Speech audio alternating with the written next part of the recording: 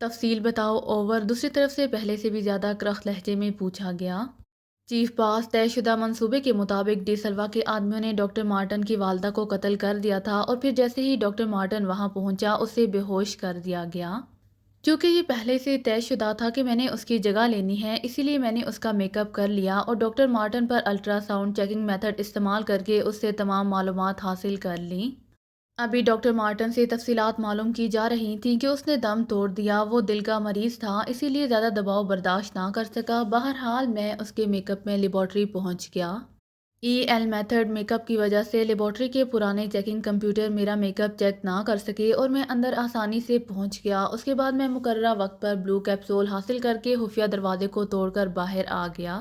جہاں کار لے کر 13 اور اس کا ساتھی موجود تھا، وہاں سے ہم ایکس پوائنٹ پر پہنچے جہاں ہیلی کاپٹر پروگرام کے مطابق کھڑا تھا۔ چنانچہ میں ہیلی کاپٹر میں سوار ہو گیا، لیکن ایئر فورس کے جنگی طیاروں نے ہیلی کاپٹر کو گھیر لیا۔ یہاں کی ملٹری انٹیلیجنس ہماری توقع سے کہیں زیادہ تیز ثابت ہوئی تھی۔ بہرحال بچنے کے لیے میں پیراشوٹ کے ذریعے نیچے اتر گیا۔ جن پہاڑیوں پر میں اترا اسے فوج نے گھیر لیا، لیکن میں ان کا گھیرا توڑ کر نکل آنے میں کامیاب ہو گیا۔ دارالحکومت کی نواحی کالونی کی ایک کوٹھی میں چھپا رہا۔ وہاں کے مالک کو قتل کر کے میں اس کا لباس پہن کر اس کالونی سے نکل آیا۔ اس کالونی کی ناکہ بندی کی گئی تھی، لیکن ظاہر ہے وہ برونو کا راستہ تو نہیں روک سکتے تھے۔ چنانچہ وہاں سے میں ہوٹل چارلس پہنچا اور پھر وہاں سے ڈی سلوا کی رہائش گاہ پر۔ اوور برونو نے پوری تفصیل بتاتے ہوئے کہا، تمہارا تعاقب تو نہیں کیا گیا؟ اوور چیف باس نے پوچھا۔ نو سر، میں نے اچھی طرح چیک کیا ہے، برونو نے جواب دیا۔ تم نے اچھا کیا کہ فوری طور پر ڈی سلوا سے رابطہ کر لیا۔ اب تم ایسا کرو کہ بلیو کیپسول ڈی سلوا کے حوالے کر دو، وہ مجھ تک پہنچ جائے گا۔ تمہیں ڈی سلوا ہمسایہ ملک کافرستان کی سرحد پار کرا دے گا، تم وہاں سے آسانی کے ساتھ ہیڈ کوارٹر پہنچ جاؤ گے۔ اوور چیف باس نے اسے ہدایات دیتے ہوئے کہا، لیکن سر بلیو کیپسول میں ساتھ کیوں نہ لے کر آؤں؟ اوور برونو نے ہچکچاتے ہوئے کہا، 01 اسپیشل جو میں کہہ رہا ہوں وہ کرو۔ تمہیں یہاں معلوم نہیں، اب تک پورے ملک میں انٹیلیجنس اور سیکرٹ سروس کا جال پھیلا دیا گیا ہوگا، اس لیے تمہارا وہاں سے فوری طور پر نکلنا محال ہو جائے گا۔ جبکہ ڈی سلوا کسی لحاظ سے بھی مشکوک آدمی نہیں ہے، وہ آسانی سے بلیو کیپسول ایک سفارت خانے پہنچا دے گا، جہاں سے سفارتی بیگ کے ذریعے وہ انتہائی محفوظ طریقے سے مجھ تک پہنچ جائے گا۔ سمجھ گئے تم؟ اوور چیف باس نے انتہائی کرخت لہجے میں کہا۔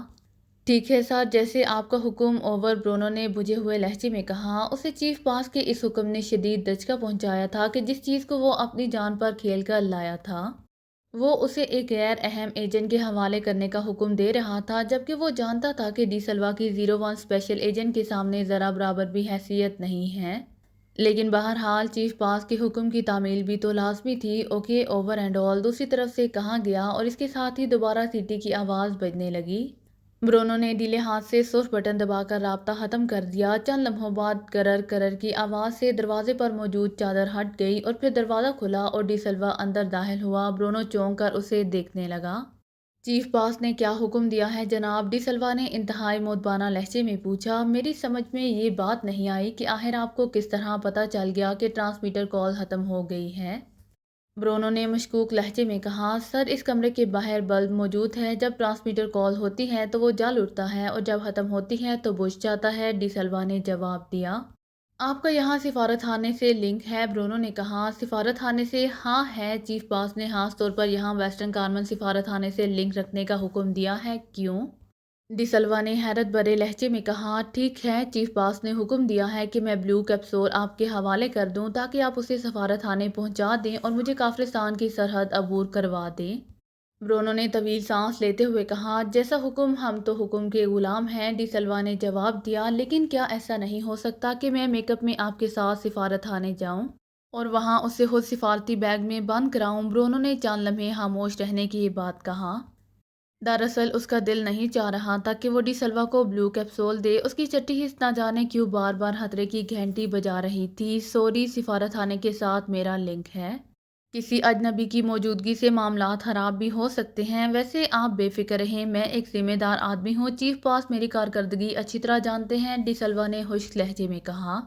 اوکے، برونو نے ہونٹ بھیجتے ہوئے کہا، اور پھر اس نے کوٹ کی خفیہ جیب کے بٹن کھولے اور اس میں سے ایک چھوٹی سی ڈبیا نکال کر ڈی سلوا کی طرف بڑھا دی۔ ڈی سلوا نے بڑے اشتیاق آمیز لہجے میں ڈبیا اس کے ہاتھ سے لے لی۔ کیا وہ بلیو کیپسول اس کے اندر ہے؟ ڈی سلوا نے اشتیاق بھرے لہجے میں کہا۔ ہاں اس کے اندر ہیں لیکن محتاط رہنا۔ ڈاکٹر مارٹن نے اس کے بارے میں تفصیل یوں بتائی ہے، اس کے مطابق اگر یہ کیپسول کھل گیا تو 100 میل کے دائرے میں ہر جاندار پلک جھپکنے میں تباہ ہو جائے گا، تم سمیت۔ برونو نے اسے تنبیہ کرتے ہوئے کہا۔ اچھا اس قدر خوفناک ہے یہ؟ ڈی سلوا نے حیرت بھرے انداز میں کہا۔ پھر ڈبیا کو جیب میں ڈال لیا۔ اب 2-3 روز یہاں آرام فرمائیں، جیسے ہی حالات ٹھیک ہوں گے میرے آدمی آپ کو سرحد پار کروا دیں گے۔ آئیے میرے ساتھ، میں آپ کو کمرے تک پہنچا دوں، ڈی سلوا نے کہا۔ اور برونو سر ہلاتا ہوا اٹھ کھڑا ہوا۔ اس کا انداز ایسا تھا جیسے جیتی ہوئی بازی ہار دی ہو، لیکن وہ چیف باس کی وجہ سے مجبور ہو گیا تھا۔ ڈی سلوا اسے لے کر دفتر سے باہر نکلا اور پھر راہداری میں سے گزار کر ایک چھوٹے سے کمرے میں لے کر آیا۔ یہ کمرہ کسی لفٹ کی طرح نیچے اترتا چلا گیا۔ لفٹ نما کمرے سے نکل کر وہ ایک اور راہداری میں آئے اور پھر ڈی سلوا ایک دروازے پر رک گیا۔ اس نے جیب سے ایک چابی نکالی اور اسے لاک میں ڈال کر گھمایا اور پھر ہینڈل دبا کر دروازہ کھول دیا۔ یہ کمرہ بہت خوبصورت انداز میں دفتر اور خوابگاہ کے طور پر سجایا گیا تھا۔ ایک طرف ٹیلی فون سیٹ بھی تھا۔ آپ اطمینان سے رہیں جناب، بیڈ سائڈ پر کال بیل موجود ہے، اس کو دبانے سے آپ کے پاس ملازم آ جائے گا اور آپ کو ہر چیز یہاں مہیا کر دی جائے گی، ڈی سلوا نے چابی میز پر رکھتے ہوئے کہا۔ لیکن کیا میں یہاں قید رہوں گا؟ برونو نے ادھر ادھر دیکھتے ہوئے کہا۔ قید کا کیا مطلب ہے جناب؟ آپ ہمارے باس ہیں، قابل احترام باس، آپ اس پوری کوٹھی کے مالک ہیں۔ یہ کمرہ تو میں نے آپ کے لیے منتخب کیا ہے، آپ یہاں سکون کے ساتھ رہ سکیں۔ ویسے میں کوشش کروں گا کہ جس قدر جلد ممکن ہو سکے میں آپ کو سرحد پار کروا دوں، ڈی سلوا نے احترام بھرے لہجے میں کہا۔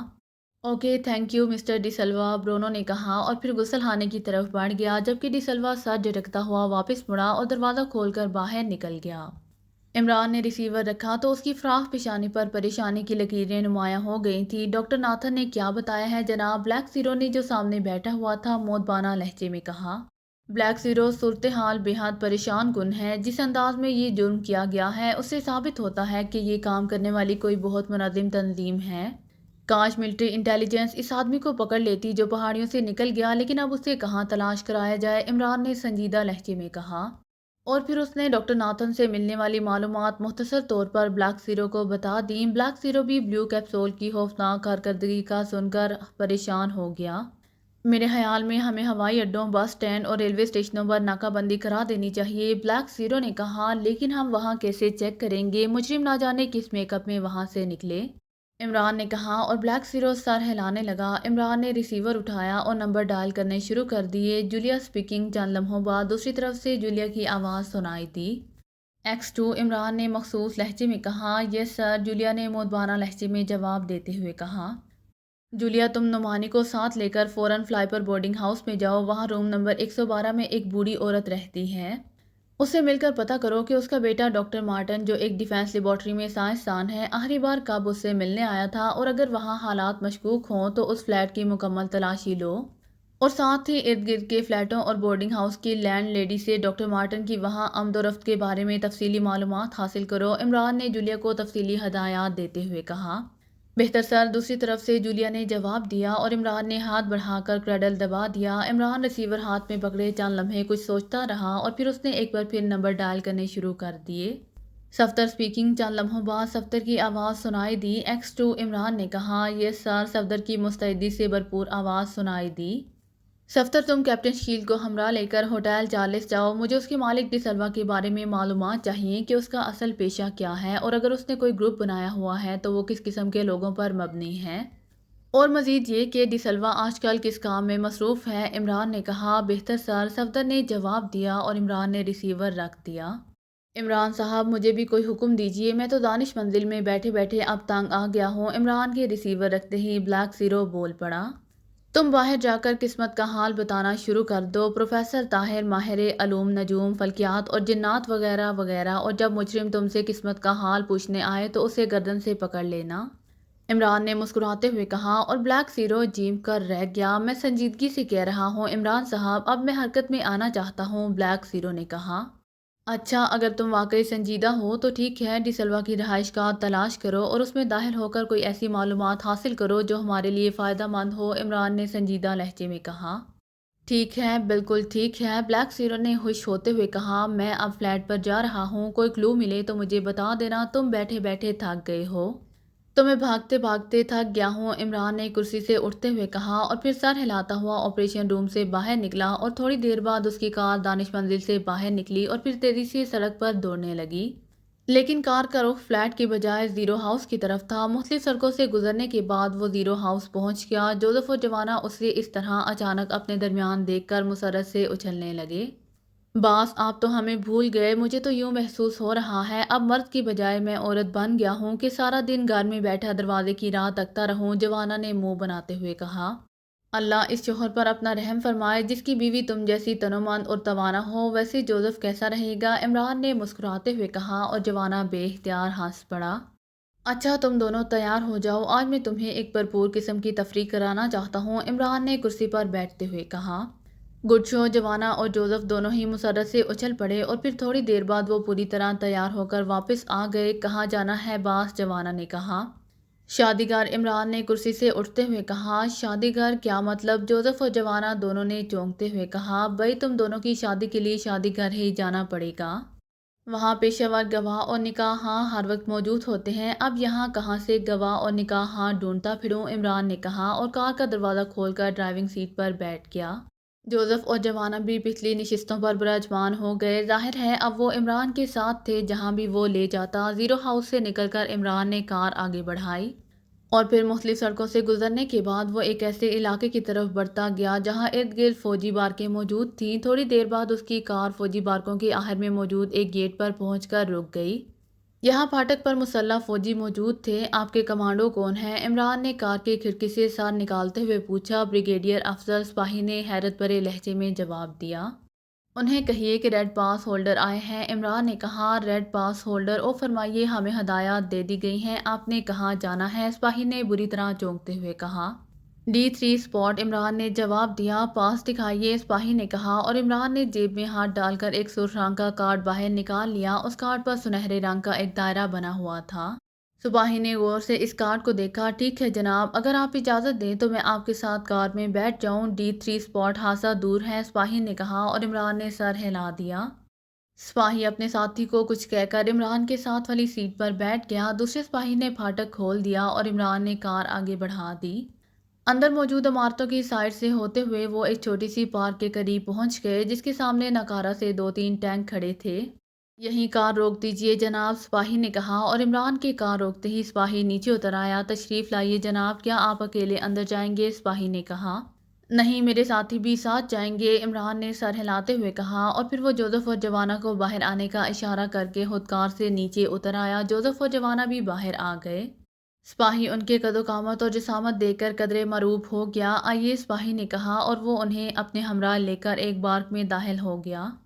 ایک کمرے میں ایک باوردی نوجوان میز کے پیچھے بیٹھا ہوا تھا۔ کمرے کی حالت بتا رہی تھی کہ وہ ناکارہ فوجی ساز و سامان کا ٹوٹا پھوٹا سا اسٹور ہے۔ ریڈ پاس ہولڈر، سپاہی نے اس نوجوان کے قریب جا کر کہا۔ او دکھائیے، نوجوان نے چونکتے ہوئے کہا اور عمران نے ریڈ پاس جیب سے نکال کر اس نوجوان کے سامنے پھینک دیا۔ نوجوان چند لمحے غور سے ریڈ پاس کو دیکھتا رہا، پھر اس نے عمران کی طرف واپس کر دیا۔ تم جاؤ، نوجوان نے سپاہی سے مخاطب ہو کر کہا اور سپاہی سر ہلاتا ہوا واپس مڑ گیا۔ کوڈ پلیز، نوجوان نے اس بار مؤدبانہ لہجے میں کہا۔ X2، عمران نے اسپاٹ لہجے میں جواب دیا۔ یس سر، تشریف رکھیے، نوجوان نے سامنے پڑی ہوئی کرسیوں کی طرف اشارہ کرتے ہوئے کہا۔ لیکن یہ کرسیاں گریس سے اس قدر کالی ہوئی پڑی تھیں کہ عمران نے ان کی طرف نگاہ اٹھا کر بھی نہ دیکھا۔ آپ اپنا کام کریں، میرے پاس اتنا وقت نہیں ہے کہ آپ کی ان کالی کرسیوں پر بیٹھ کر انتظار کرتا رہوں، عمران نے ایک رخت لہجے میں کہا۔ او سوری سر، بہتر سر، نوجوان نے مرعوب ہو کر کہا اور پھر اس نے میز کی دراز کھولی اور اس میں سے ایک چھوٹا سا ٹرانسمیٹر نکال کر میز پر رکھا اور ایک بٹن پریس کر دیا۔ Yes doctor Nathan, over. چند لمحوں بعد ہی ٹرانسمیٹر سے ایک آواز ابھری۔ Sir, security in-charge gate speaking, red pass holder تشریف لائے ہیں، کوڈ X2 ہے، 3 افراد ہیں، نوجوان نے کہا۔ ٹھیک ہے، بھجوا دو، اوور، دوسری طرف سے کہا گیا اور نوجوان نے ٹرانسمیٹر آف کر کے واپس دراز میں رکھا اور پھر میز کے اندر ہاتھ ڈال کر کوئی بٹن دبایا تو باہر کی پچھلی دیوار درمیان سے ہٹتی چلی گئی۔ اب اندر ایک طویل اور پتلی سی سرنگ روشن نظر آ رہی تھی۔ اس سرنگ کے اختتام پر دروازہ ہوگا جو آپ کے پہنچنے پر کھل جائے گا، وہاں ڈاکٹر ناتھن موجود ہوں گے، نوجوان نے کرسی سے اٹھ کر کہا۔ اس کا لہجہ بے حد مؤدبانہ تھا اور عمران سر ہلاتا ہوا آگے بڑھتا چلا گیا۔ سڑک کے اختتام پر دروازہ موجود تھا جو ان تینوں کے وہاں پہنچتے ہی خود بخود کھل گیا اور دوسری طرف سفید بالوں والا ایک ادھیڑ عمر آدمی موجود تھا۔ مجھے ڈاکٹر ناتھن کہتے ہیں، سفید بالوں والے نے عمران کی طرف دیکھتے ہوئے کہا۔ میرا نام علی عمران ہے اور یہ میرے باڈی گارڈز جوانا اور جوزف ہیں، عمران نے جواب میں اپنا تعارف کراتے ہوئے کہا۔ Body guards? ڈاکٹر ناتھن نے حیرت بھرے لہجے میں کہا۔ جی ہاں، اماں بھی کہتی ہیں کہ اجنبی جگہوں پر جاتے ہوئے باڈی گارڈز ضرور ساتھ لے لیا کرو تاکہ جن بھوتوں سے حفاظت رہے۔ اور ستم دیکھیے کہ بطور باڈی گارڈز ہی 2 بوت ساتھ لگا دیے، عمران نے معصوم سے لہجے میں کہا، اور ڈاکٹر ناتھن ہونٹ بھیج کر رہ گیا۔ البتہ اس کی نظریں بتا رہی تھیں کہ وہ عمران کی ذہنی حالت کی درستگی سے مشکوک ہو گیا ہے۔ تشریف لائیے، ڈاکٹر ناتھن نے کہا اور انہیں لے کر وہ اپنے دفتر کی طرف بڑھ گیا۔ سب سے پہلے مجھے وہ جگہ دکھائیے جہاں بلو کیپسول رکھا گیا تھا اور ڈاکٹر مارٹن جہاں بیٹھتے تھے، عمران نے کہا، اور ڈاکٹر ناتھن سر ہلاتے ہوئے واپس مڑ گئے۔ تھوڑی دیر بعد وہ انہیں لے کر ایک کمرے میں پہنچ گئے جہاں ٹوٹا ہوا سیف اب تک موجود تھا جس میں سے بلو کیپسول اڑایا گیا تھا۔ اس طرح عمران نے وہ راستہ بھی چیک کیا جہاں سے مجرم نکل کر باہر گئے تھے۔ اب آپ ڈاکٹر مارٹن والے شعبے کے سب افراد کو کسی ہال میں جمع کر لیجئے، عمران نے تحکمانہ لہجے میں کہا۔ وہ کیوں؟ ڈاکٹر ناتھن نے چونکتے ہوئے کہا۔ میں ان کے دانت گننا چاہتا ہوں، عمران نے منہ بناتے ہوئے کہا، اور ڈاکٹر مارٹن ہونٹ بھیج کر رہ گیا اور پھر اپنے دفتر میں آ کر اس نے انٹرکام پر شعبہ جراثیم کے تمام کارکنوں کو کراش ہال میں فوری طور پر جمع ہونے کا حکم دیا۔ معاف کیجیے، کیا آپ واقعی تحقیق کرنے آئے ہیں یا صرف مقصد سیر ہی ہے؟ ڈاکٹر ناتھن نے انٹرکام کا ریسیور رکھتے ہوئے کہا۔ نہیں، دراصل میں یہ دیکھنا چاہتا تھا کہ ڈیفنس لیبارٹری میں کام کرنے والے انسان بھی ہوتے ہیں یا نہیں، عمران نے اسپاٹ لہجے میں کہا۔ کیا مطلب؟ میں سمجھا نہیں، ڈاکٹر ناتھن نے چونکتے ہوئے کہا۔ ڈاکٹر ناتھن، آپ لیبارٹری کے انچارج ہیں اور آپ کی لیبارٹری سے اہم ترین کیپسول دن دہاڑے چوری کر لیا گیا اور آپ بجائے میرے ساتھ تعاون کرنے کے مجھ سے پوچھ رہے ہیں کہ میں یہاں سیر کرنے آیا ہوں۔ میرا خیال ہے کہ پہلے آپ کو شاہی قلعے بھجوائے جائے تاکہ آپ ذرا ریسٹ فرما لیں، عمران نے تلخ لہجے میں کہا۔ اوہ سوری سر، آپ ناراض ہو گئے، میرا یہ مقصد نہیں تھا۔ دراصل میں تو آپ کے باڈی گارڈز کی وجہ سے کہہ رہا تھا، ڈاکٹر ناتھن نے فوراً ہی بات بدلتے ہوئے کہا۔ ان باڈی گارڈز کی کارکردگی بھی ابھی آپ کو معلوم ہو جائے گی، آپ جرثوموں پر تحقیق کرتے ہیں نا؟ تو ہماری تحقیق انسانوں پر ہوتی ہے اور یہ دونوں بہترین سائنسدان ہیں، عمران نے جواب دیا، اور ڈاکٹر ناتھن منہ بنا کر رہ گیا۔ ظاہر ہے اس نے اسے براہ راست اپنے آپ پر چوٹ سمجھا تھا، لیکن اس کے ساتھ اسے کیا معلوم تھا کہ ایکس 2 کے پاس اختیارات کس قدر ہیں۔ اسی لمحے انٹرکام کی گھنٹی بج اٹھی تو ڈاکٹر ناتھن نے ریسیور اٹھا لیا۔ یس، ڈاکٹر ناتھن نے کہا۔ سر، شعبہ جراثیم کے تمام کارکن کراش ہال میں پہنچ چکے ہیں، دوسری طرف سے کہا گیا۔ اوکے، ڈاکٹر ناتھن نے کہا اور ریسیور رکھ دیا۔ آئیے جناب، وہ لوگ پہنچ گئے ہیں، ڈاکٹر ناتھن نے عمران سے مخاطب ہو کر کہا۔ اور عمران سر ہلاتا ہوا اٹھ کھڑا ہوا۔ ظاہر ہے جوزف اور جوانا بھی اس کے ساتھ ہی اٹھ کھڑے ہوئے، لیکن ان کے چہروں سے جھلکنے والی بوریت اور بیزاریت نمایاں تھی۔ وہ تو تفریح کا موڈ بنا کر آئے تھے، لیکن یہاں ظاہر ہے تفریح کا دور دور تک کوئی چانس نظر نہیں آ رہا تھا۔ ڈاکٹر ناتھن کے ساتھ چلتے ہوئے وہ تینوں ایک بڑے ہال میں پہنچ گئے جہاں 12 کے قریب افراد کرسیوں پر بیٹھے ہوئے تھے۔ وہ مختلف عمروں کے تھے۔ ایک طرف رکھی گئی کرسیوں پر ڈاکٹر ناتھن اور عمران بیٹھ گئے، جبکہ جوزف اور جوانا عمران کی کرسیوں کے پیچھے کھڑے ہو گئے۔ عمران کی تیز نظریں ہال میں موجود افراد کا بغور جائزہ لے رہی تھیں۔ کیا کوئی ایسا آدمی تو نہیں رہ گیا جو اس شعبے میں کام کرتا ہو اور یہاں موجود نہ ہو؟ عمران نے سخت لہجے میں پوچھا۔ سوائے ڈاکٹر مارٹن کے جو اس شعبے کا انچارج تھا، اور باقی سب لوگ موجود ہیں، ڈاکٹر ناتھن نے جواب دیا۔ جناب، کیا آپ ہمیں بتائیں گے کہ یہ صاحب کون ہیں؟ ان میں سے ایک نے اٹھ کر کہا۔ اور پھر اس سے پہلے کہ ڈاکٹر ناتھن کوئی جواب دیتا، عمران بول پڑا۔ ہمارا تعلق ملٹری انٹیلیجنس سے ہے، عمران نے کہا، اور وہ آدمی سر ہلاتا ہوا بیٹھ گیا۔ کیا آپ میں سے کوئی صاحب بتائیں گے کہ جس روز بلو کیپسول چوری ہوا ہے اس روز ڈاکٹر مارٹن کی مصروفیات کیا تھیں؟ عمران نے کہا۔ معمول کی مصروفیات تھی جناب، ایک صاحب نے اٹھ کر جواب دیا۔ کیا اس روز ڈاکٹر مارٹن لیٹرین گئے تھے؟ عمران نے اسپاٹ لہجے میں کہا۔ لیٹرین؟ جی، یہ تو ہمیں معلوم نہیں، سب نے حیرت بھرے لہجے میں کہا۔ ڈاکٹر ناتھن بھی چونک کر عمران کی طرف دیکھنے لگا۔ تو پھر آپ کو کیا معلوم ہے؟ دیکھیے، آپ میں سے ایک صاحب ایسے ہیں جنہوں نے ڈاکٹر مارٹن کو بلو کیپسول چوری کرنے میں مدد دی ہے، بہتر یہی ہے کہ آپ خود بتا دیں، ورنہ دوسری صورت میں میرے پیچھے کھڑے ہوئے یہ دو دیو ایک لمحے میں نہ صرف اس آدمی کو ڈھونڈ لیں گے بلکہ اس کے حلق سے سب کچھ اگلوا بھی لیں گے، عمران نے انتہائی سنجیدہ سے لہجے میں کہا۔ ہم میں سے کوئی بھی اس چوری میں ملوث نہیں ہے جناب، ہم با اعتماد کارکن ہیں، ان میں سے ایک نے اٹھ کر قدرے سخت لہجے میں کہا۔ جوزف؟ عمران نے جوزف سے مخاطب ہو کر کہا۔ یس باس، جوزف نے جھکتے ہوئے کہا، اور عمران نے اس کے کان میں کوئی سرگوشی کی اور جوزف سیدھا ہو کر تیزی سے اس طرف بڑھ گیا جہاں وہ لوگ بیٹھے ہوئے تھے۔ وہ ہر ایک کے قریب جا کر اسے غور سے دیکھتا اور پھر آگے بڑھ جاتا۔ سب لوگ حیرت سے اس تماشے کو دیکھ رہے تھے کہ اچانک جوزف نے ایک نوجوان کو گردن سے پکڑا اور جھٹکا دے کر ایک طرف پھینک دیا۔ اس نوجوان کے حلق سے چیخ نکلی اور سب لوگ حیرت اور خوف سے اٹھ کھڑے ہوئے۔ جوزف اس کے نیچے گرتے ہی بجلی کی طرح اس پر لپکا اور دوسرے لمحے وہ نوجوان اس کے بازوؤں میں جکڑا ہوا اس کے سینے سے لگا کھڑا تھا۔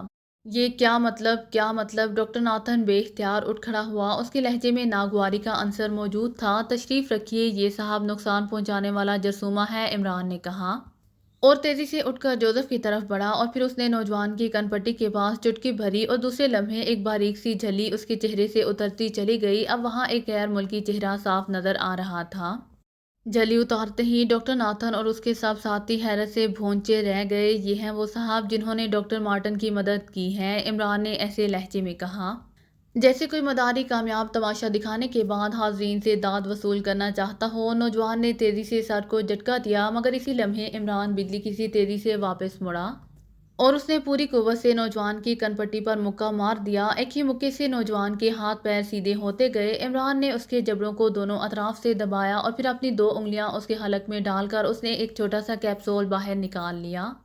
اگر مجھے ایک لمحے کی بھی دیر ہو جاتی تو یہ خودکشی کر چکا تھا، عمران نے مسکراتے ہوئے کہا۔ حیرت انگیز، انتہائی حیرت انگیز، میں تصور بھی نہیں کر سکتا تھا، ڈاکٹر ناتھن نے حیرت سے بھرپور لہجے میں کہا۔ اسی لیے تو میں نے کہا تھا کہ ہم انسانوں کے سائنسدان ہیں۔ بہرحال باقی حضرات جا سکتے ہیں، عمران نے کہا اور باقی افراد خاموشی سے سر جھکاتے ہوئے ایک ایک کر کے ہال سے باہر نکل گئے۔ میں اسے اپنے ساتھ لے جاؤں گا، عمران نے ان افراد کے جانے کے بعد کہا، اور ڈاکٹر ناتھن نے سر ہلا دیا۔ ظاہر ہے وہ اس کے سوا اور کہہ بھی کیا سکتا تھا۔ اسے اٹھاؤ جوزف، عمران نے جوزف سے کہا، اور جوزف نے فرش پر بے ہوش پڑے ہوئے نوجوان کو اٹھا کر کاندھے پر ڈالا اور پھر ڈاکٹر ناتھن کے ہمراہ چلتے ہوئے وہ لیبارٹری کے دروازے پر پہنچے، اور پھر چند لمحوں بعد ہی وہ واپس اسی پارک میں پہنچ گئے۔ یہ کون، کیا ہوا؟ باہر بیٹھے ہوئے نوجوان نے چونک کر کہا۔ اسے مرگی کا دورہ پڑا ہے، عمران نے مسکراتے ہوئے کہا، اور پھر تیز تیز قدم اٹھاتا ہوا پارک سے باہر اپنی کار تک پہنچ گیا۔ بے ہوش نوجوان کو پچھلی سیٹوں کے درمیان لٹا دیا گیا اور جوزف اور جوانا پچھلی نشستوں پر بیٹھ گئے، جبکہ عمران نے کار کا اسٹیئرنگ سنبھال لیا اور دوسرے لمحے کار تیزی سے واپس مین گیٹ کی طرف بڑھتی چلی گئی۔ باس، آپ کو اس پر شک کیسے ہوا؟ جوانا نے پہلی بار زبان کھولتے ہوئے کہا۔ مجھے شک نہیں، یقین تھا۔ جوزف کو شک تھا۔ میں نے کہا چلو شک کو یقین میں بدل لو، عمران نے بات کو بدلتے ہوئے کہا، اور جوانا مسکرا کر خاموش ہو گیا۔ اگر آپ کو میری ویڈیو پسند آئے تو please like, share and subscribe کرنا مت بھولیے گا۔ جزاک اللہ۔